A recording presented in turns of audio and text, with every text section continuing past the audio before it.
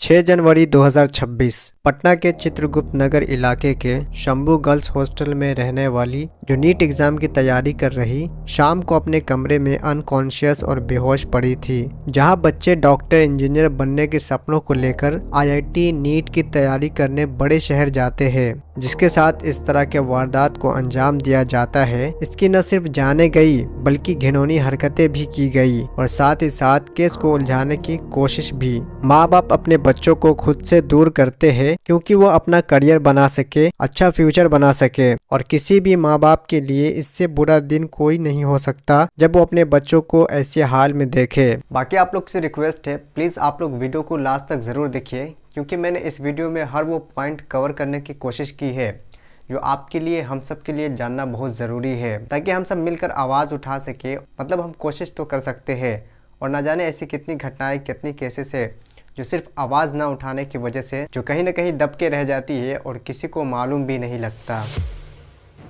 18 साल की गायत्री जहानाबाद डिस्ट्रिक्ट बिहार की रहने वाली थी, जो डॉक्टर बनने के सपने को लेकर बिहार की राजधानी पटना आई। लेकिन उसे ये कहाँ मालूम था कि वो अब कभी घर नहीं लौटेगी और उसके साथ इस तरह दरिंदगी होगी। वो पटना के चित्रगुप्त नगर इलाके में शंभू गर्ल्स हॉस्टल में रहकर नीट एग्जाम की तैयारी कर रही थी। वो कुछ दिनों पहले ही अपने होम टाउन से लौटी थी। 25 दिसंबर 2025 को वो अपने होम टाउन जहानाबाद गई थी और वो वहाँ से लौटती है 5 जनवरी को। फिर अचानक 6 जनवरी 2026 को शाम को वो अपने कमरे में काफी देर तक बाहर नहीं निकली, न किसी को नजर आई। उसके कमरे का दरवाजा भी लॉक था। उसके आसपास के दोस्तों ने देखने गया, लोगों ने आवाज लगाया, दरवाजा पीटा, लेकिन अंदर से कोई रिस्पॉन्स नहीं मिला। जब किसी तरह दरवाजे का लॉक तोड़कर अंदर देखा तो वो नीट स्टूडेंट बेहोश के हालत में अपने बेड पर पड़ी थी। फिर वहाँ लोगों का भीड़ लग जाता है, हंगामा होने लगता है और तुरंत हॉस्टल के स्टाफों ने उससे सजानंद प्राइवेट हॉस्पिटल भी नहीं बोलेंगे बल्कि एक क्लिनिक था, वो लोग उसे वहीं ले गए। उसी दौरान हॉस्टल के स्टाफों ने उस लड़की के पिता, जो इस वक्त जहानाबाद में मौजूद थे, उनसे संपर्क करने की कोशिश करते हैं, लेकिन उनके पिता का फोन नहीं लगता, उनसे बात नहीं हो पाती। तब हॉस्टल के स्टाफ उसी हॉस्टल के एक एक्स स्टूडेंट के पिता को फोन करते हैं, जो उनके पड़ोसी थे। उनके जरिए लड़की के घर वालों तक ये खबर पहुंचती है। जहानाबाद से पटना की दूरी बाई रोड लगभग 1.5 घंटे की है, लेकिन 3.5 घंटे बाद शाम 7:30 बजे लड़की के माता पिता और भाई सजानंद क्लिनिक पहुंचते हैं। लेकिन लड़की अब भी बेहोश थी और न क्लिनिक में आईसीयू फैसिलिटी थी, जिसके बाद लड़की को सजानंद क्लिनिक से प्रभात हॉस्पिटल ले जाया जाता है। रात के करीब 8:30 बजे उस स्टूडेंट को प्रभात हॉस्पिटल ले जाया जाता है। उस हॉस्पिटल के डॉक्टरों ने लड़की की हालत को देखते हुए एमएलसी यानी मेडिकल लीगल केस बना देते हैं। एमएलसी का मतलब था पुलिस को खबर दी जाए।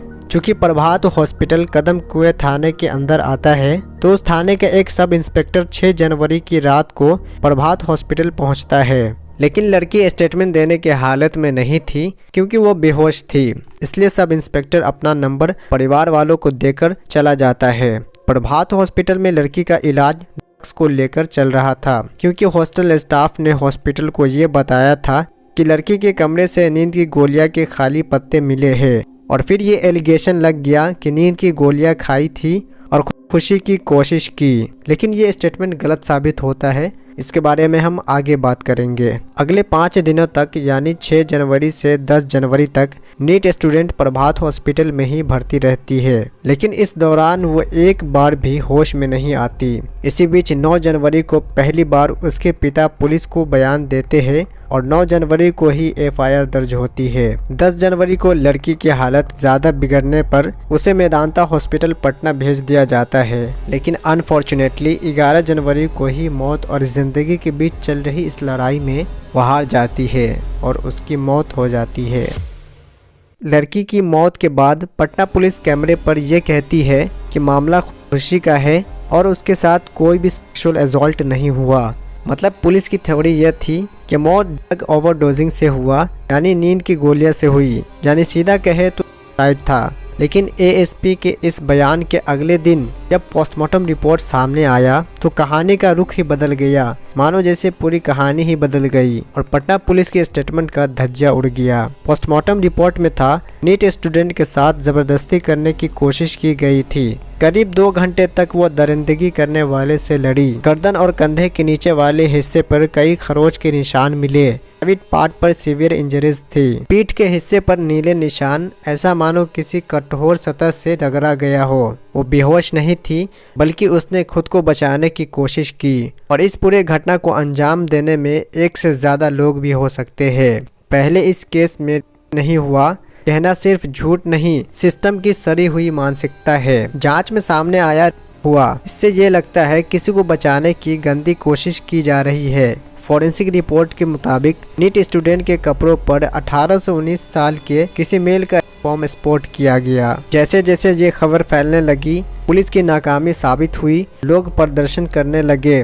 पटना के रोड पर प्रोटेस्ट होना शुरू हो गया और सोशल मीडिया पे लोग आवाज़ उठाने लगे इंसाफ के लिए। इसके बाद लड़की के माँ बाप, भाई, मामा के साथ साथ 18 और दूसरे लोगों का डीएनए सैंपल लिया गया, लेकिन शुरुआती रिपोर्ट के मुताबिक उन 18 लोगों में से किसी के भी डीएनए सैंपल लड़की के अंडरगारमेंट से मिले से मैच नहीं कर पाए। यानी लड़की के अंदरूनी कपड़ों पर मिले उस शख्स के हैं जिसके डीएनए सैंपल लिए ही नहीं गए। जिन 18 लोगों के सैंपल लिए गए थे, उनमें गर्ल्स हॉस्टल से जुड़े लोग, हॉस्टल के बिल्डिंग का मालिक जो पहले से ही जेल में था और कुछ और लोग शामिल थे।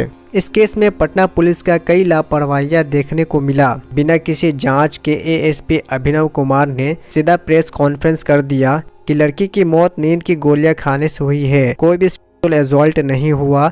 यहाँ तक कि पोस्टमार्टम रिपोर्ट आने का भी इंतजार नहीं किया। मनीष रंजन जो उस हॉस्टल बिल्डिंग के मालिक है, उनके ऊपर भी आरोप लग रहा था। फिर पुलिस ने उन्हें गिरफ्तार कर लिया ताकि सबूत में कोई छेड़छाड़ न कर सके। हॉस्टल भी कहीं न कहीं सवालों के घेरे में है। नीलम अग्रवाल जो संचालक थी, वो भी गायब थी। पुलिस ने एफएसएल टीम को नीट स्टूडेंट का धोया हुआ बेडशीट मुहैया कराया था। जिस बेडशीट पर उल्टी करने के बाद वो बेहोश हो गई थी, उसे धोने के बाद पुलिस ने एफएसएल टीम को सौंपा था। एफएसएल टीम के जांच में पुलिस की लापरवाही सामने आई, जहां चादर पर डिटर्जेंट पाउडर पाया गया था। बेडशीट को धोने के बाद यूज नहीं किया गया, जबकि चादर पर सोने के दौरान नीट स्टूडेंट ने उल्टी करके बेहोश हुई थी। पुलिस की नाकामी को छुपाने के लिए चित्रगुप्त नगर थाने की एसएचओ रोशनी कुमारी और कदम कुएं थाने की दरोगा हेमंत झा को सस्पेंड कर दिया गया। और इससे ज्यादा कर भी क्या सकते, दिखावे के लिए इन्हें तो सस्पेंड करना ही था।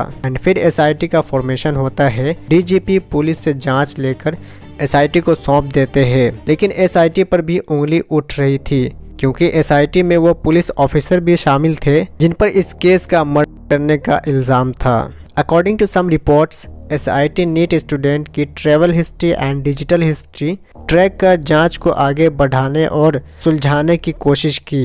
एसआईटी की ये जांच जनवरी के लास्ट तक चली, लेकिन कुछ हाथ नहीं लगा।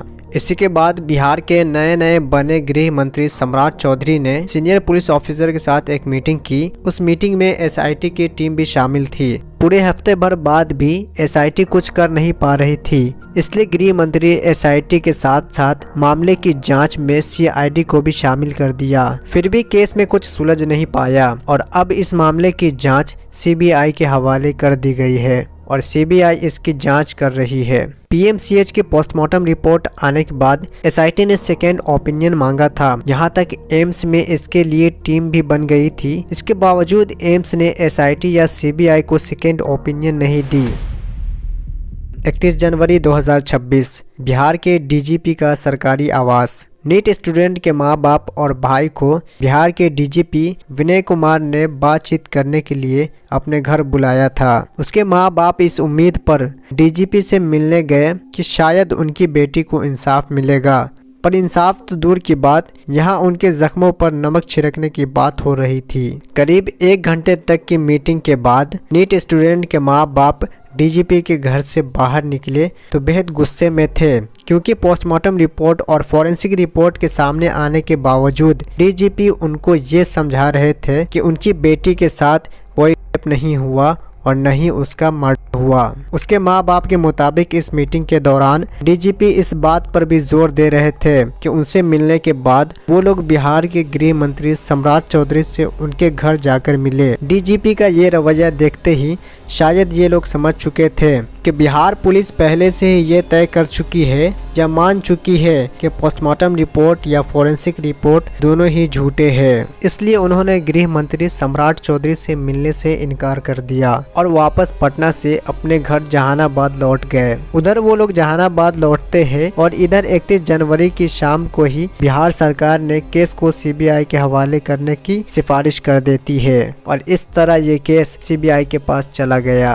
1 फरवरी को इस केस से रिलेटेड एक सीसीटीवी फुटेज सामने आया जो 6 जनवरी का ही है, जिसमें ये देखा गया कि एक शख्स उस दिन अपने गोद में जिस बेहोश लड़की को लेकर दौड़ रहा था वो लड़की कोई और नहीं बल्कि पटना की वही नीट स्टूडेंट थी जिसकी 11 जनवरी को मौत हो गई। पटना के शंभू गर्ल्स हॉस्टल का ये वीडियो अब अपने आप तो नहीं लीक हुआ बल्कि इसके पीछे भी कोई न कोई वजह रही होगी, बल्कि इसे जानबूझकर लीक करवाया गया ताकि पटना पुलिस अपनी इज्जत बचा सके, या तो फिर कुछ इसके पीछे की वजह जरूर होगी। सीबीआई के जांच के दौरान ही नीट स्टूडेंट के जहानाबाद स्थित घर पर 2 बार धमकी भरा पत्र मिला जो सुरक्षा व्यवस्था पर गंभीर सवाल खड़े कर दिए। दूसरी बार धमकी भरा पत्र में ये लिखा था, नहीं मानोगे तो बेटी तो गई, बेटा भी 2 दिन में मरेगा। और इससे पहले वाले पर्चे में ये चेतावनी दी गई थी कि ज्यादा तेज बनोगे तो उठा लिए जाओगे, मार दिए जाओगे। और ये सभी धमकी भरा पत्र खिड़की से उसके घर के अंदर फेंका गया था, जो इस चीज को दर्शाता है कि कैसे खुलेआम एक जुल्म भी किया जा रहा है उसके ऊपर और खुलेआम चेतावनी भी दी जा रही है। फिर इसकी सूचना मिलने के बाद शकूराबाद पुलिस वहां गई और दोनों पत्रों को बरामद कर लिया,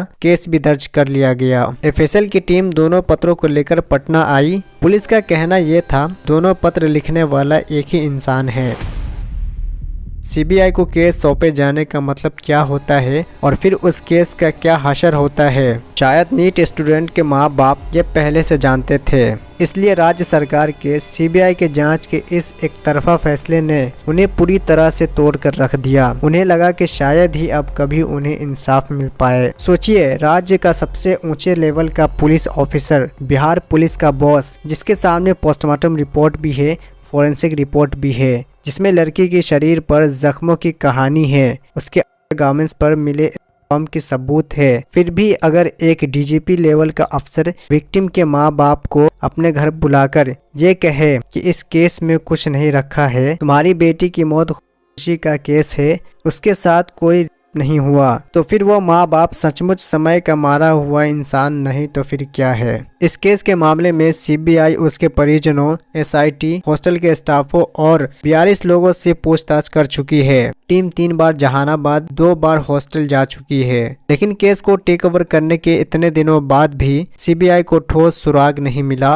और एक सवाल, लड़की के कपड़ों पर मिला किसका है। इस केस में जिस तरह से पटना पुलिस पहले 3 दिनों तक क्राइम सीन यानी स्टूडेंट के हॉस्टल के कमरे तक ही नहीं गई, क्राइम सीन को सील तक नहीं किया, उसके बाद ये सवाल उठना लाजमी है कि अब इतने दिनों बाद सीबीआई के हाथ कौन से सबूत या सुराग लगेंगे। वैसे भी सीबीआई के इतिहास को देखा जाए तो लगता यही है कि अब ये मामला भी ठंडे बस्ते में चला जाएगा। यहाँ तक कुछ ऐसी वीडियोस भी देखने को मिला जहाँ कुछ पेरेंट्स जो अपने बच्चों को वापस ले जा रहे थे ये कहते हुए कि अब नहीं पढ़ाएंगे, बच्चा सेफ नहीं है, कहीं भी कुछ भी हो सकता है, और वो अपने बच्चों को लेकर अपने होम टाउन, अपने गांव लौट रहे हैं। ऑब्वियसली माँ बाप इतने मुश्किल से बच्चों को अपने से दूर पढ़ने के लिए भेजते हैं और ऐसी घटने का शिकार हो जाए तो कोई भी डर जाएगा। बाकी आप लोग का क्या ओपिनियन है, आप लोग कमेंट में ज़रूर बताइए और साथ ही साथ वीडियो को शेयर करिए और इसी तरह के वीडियोस देखने के लिए चैनल को ज़रूर सब्सक्राइब करिए। मिलते हैं आपसे अगले वीडियो में, तब तक के लिए good bye. Thank you so much for watching this video.